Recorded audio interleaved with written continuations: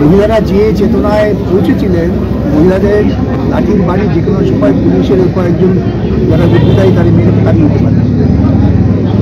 মানুষের সংগঠিত প্রতিরোধের সামনে ভয় পেয়ে উত্তমকে গ্রেপ্তার করেছে।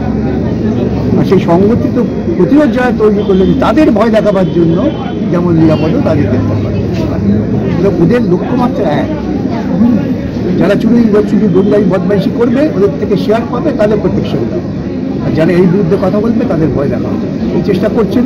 2011 সালে এরকম অনেক ভয় দেখিয়েছেন। 11-এর পর থেকে ধারাবাহিকভাবে আমি এইরকম বিভিন্ন জায়গায় গিয়েছি, মানুষ কোথাও কোথাও রুখে দাঁড়িয়েছে। এখন মানুষের প্রতিরোধটা তীব্র আকার ধারণ করেছে। তারই পরিবর্তন নিরাপদে গ্রেপ্তার এবং তারই প্রতিক্রিয়ায় মানুষের প্রায় থানা ঘেরাও। পুলিশ প্রশাসন বুঝতে পারছে ব্যাপারটা অত সহজ নয়।